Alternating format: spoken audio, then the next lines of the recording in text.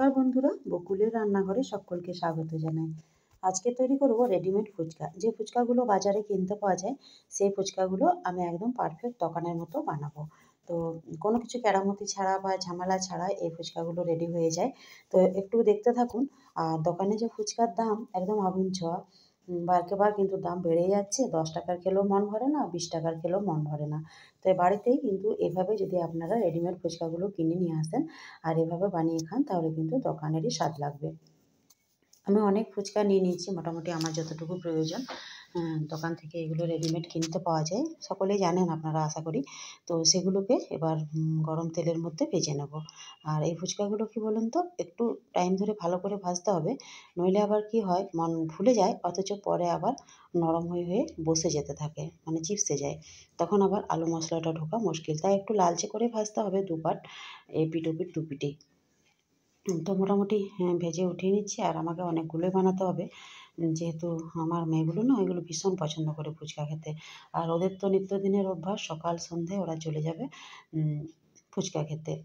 সন্ধ্যের দিকটা বেশি যায়, সকাল দিকটা অতটা বসে না, শুধু দুপুর টাইমে স্কুল টাইমে বসে। আর আমাদের এখানে মোড়েও ফুচকা পাওয়া যায়। তো ওদেরকে মাঝে মধ্যে আমি এভাবে বানিয়ে দিয়ে থাকি।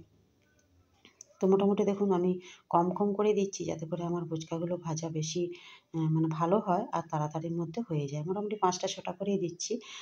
তো প্রায় এরকম করে আমি সবগুলোকেই দেখুন ভেজে নিয়েছি। সব ফুচকা আমার একদম পারফেক্টভাবে ভাজা হয়ে গেছে। এবার একটা ভাজা মশলা রেডি করি আলুটা মাখার জন্য। জিরে, ধনে, মৌরি, শুকনো লঙ্কা। এটা শুকনো তাওয়ার মধ্যে একটুখানি ভেজে নেব, ড্রাই রোস্ট করে নেব। তারপর মিক্সার জারে একটু গোটা গোটা রেখে এটাকে পিষে নেব। আমি 5 থেকে 6টা শুকনো লঙ্কা দিয়েছি। মশলাটা বেঁচে গেলেও অসুবিধা নাই। সব রান্নাতেই এটা কাজে লেগে যায়। একটু বেশি করেই বানাচ্ছি। এটা মশলার মধ্যেও দেবো, আবার জলের মধ্যেও দেবো। আর ফুচকা জলটা আমি এমনভাবে রেডি করব কোনো কিছু ঝঞ্ঝট লাগবে না। একদম মানে পারফেক্টভাবে করব অথচ খেতে হবে একদম দোকানের যে ফুচকাওয়ালা আমাদের রোড সাইড থেকে যেগুলো খায় সেগুলোর মতোই লাগবে। তো দেখুন মোটামুটি আমি ভেজে নিচ্ছি মশলাটাকে। এটা নিজে নিজে বোঝা যাবে।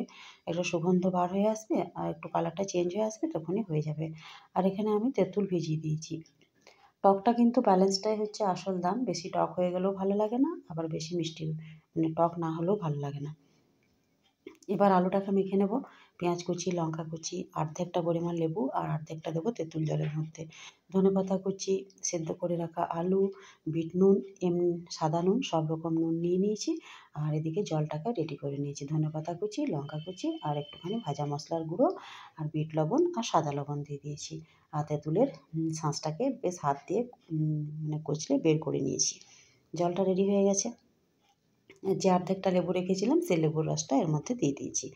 এবার এদিকে সব কিছু আমি রেডি করে নিয়েছি থালার মধ্যে, মাখতে সুবিধা হবে। এবার মেখে নেব। তো আলুটাকে মেখে নিয়েছি। বেশ সুন্দর অপূর্ব স্বাদের আলুও রেডি হয়ে গেল। এবার ফুচকা কিন্তু আমার খাবার জন্য একদম রেডি। আর এগুলো আমি কাগজের বাটির মধ্যে দেবো, ঠিক যেমন দোকানদাররা দিয়ে থাকেন। তো এবার মেয়েদেরকে নিয়ে বসে পড়েছি ফুচকা খাওয়ার জন্য। এই যে আলুটা, প্রথমে আলুটা দিয়ে ভরে তারপর জল দিয়ে ঠিক যেমন দোকানদাররা আমাদের দিয়ে থাকেন সেভাবেই দেবো। তো এভাবে আপনারা বানিয়ে খেয়ে দেখতে পারেন। মনও ভরবে আর বেশি পয়সাও কিন্তু খরচ হবে না। বাচ্চা কাচ্চারা যদি অনেক বেশি খাবার জন্য বায়না করে তাহলে কিন্তু বাড়িতে এভাবে বানিয়ে দিতে পারেন, বা নিজেদেরও মন করবে। ফুচকা কিন্তু প্রত্যেকটা মানে মেয়েদের খুব পছন্দের, আমার তো খুবই পছন্দের। আমি তো দোকানে দাঁড়ালে পুরো খেয়েই যাই, ক টাকা বিল হলো তখন আর মাথায় থাকে না। যাই হোক, আজকের ভিডিও এই পর্যন্তই। আসছি কোনো একটা পরবর্তী ভিডিও নিয়ে।